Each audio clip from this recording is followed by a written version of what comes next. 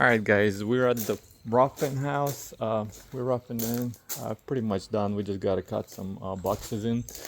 It's all stapled. All the top and bottom plates are sealed with the fire caulk. Basically, I want to go over with you guys what to do if you run out of space in your panel. Typically, this is a fairly small house. It's like 1,800 square foot home with a 2-car garage. The garage is kind of oversized. If I had to guess, it's like 400. No, it's 625 square feet, if I'm not mistaken. Maybe even more. Yeah, it's probably a little bit bigger because it's oversized 2-car, 2-bay garage. So typically, we were supposed to. It was supposed to be just the first floor.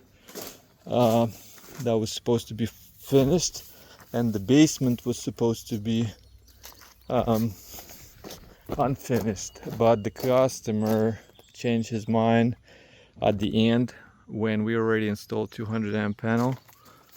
So you got a 200 amp disconnect and a meter base. There's going to be a conduit going up for utilities, and now they wanted to finish the basement, so that's what we did. I'm not gonna show you in this video the basement, but basically we installed a 40 space panel, 200 amp panel, but we had 39 circuits in there, and plus 39 spaces in there already used up. And then a contractor told us that's including the basement, finished basement. It has a full functional kitchen, has a laundry downstairs, basically 2 laundries, 2 kitchens. Typically we would recommend installing 400 amp service, but they wanted just 200. And then they told us about the septic 2 circuits, and that's 41 circuits. Plus, if we're gonna install surge protector, that's gonna be 43 circuits altogether, because surge protector gonna need 2-phase, well, 2 legs, whatever. So we're gonna use 2 spaces. So we didn't have enough space in the panel. So what we end up doing, because this was last call, unless they're gonna want to upgrade to 400 amp service, and they don't, we end up installing a smaller 125 amp panel. And this is the main right here. Well, not a main panel, but it's basically they're both sub panels, but we're feeding breaker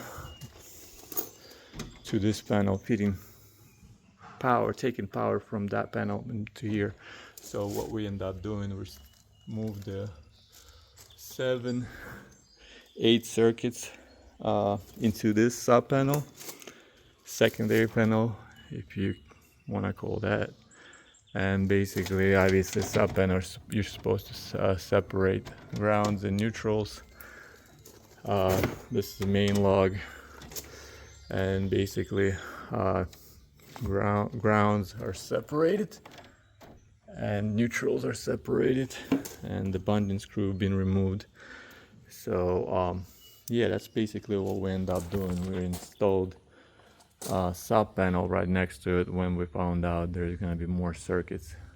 I mean, obviously the ideal way to do it, just to put 400 amp service with that many circuits. Yeah, you're supposed to staple it within 12 inches from a junction, and then we put another cross member and stapled all that. We gotta seal those holes that we penetrated just now. And we're pretty much, the reason why I'm covering these panels up like this, I wasn't doing it earlier before, but then painters come in and they spray paint the bus bar. And I mean, I would put the covers on and then they would take off, the drywall guys take off, and then the spray paint, the painters would just spray paint right over the bus bars. So I start putting cardboard covers just to protect the bus bar, and then I gotta put the covers back on.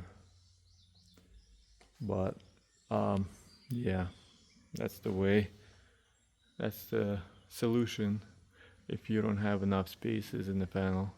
I know you can buy a bigger panel, like a 54 space panel, but they're not in stock and they're more money than actually adding a sub panel to it.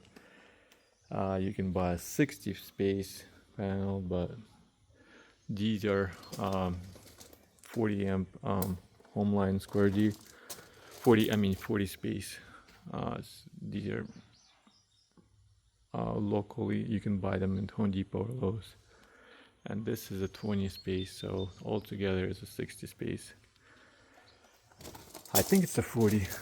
I mean 20. 1, 2, 3, 4, 5, 6, 7, 8, 9, 10. 10, so 10 times 2 is 20. 20 space, not 40. Yeah, 20. Yep, 20 and 40, so 60 altogether.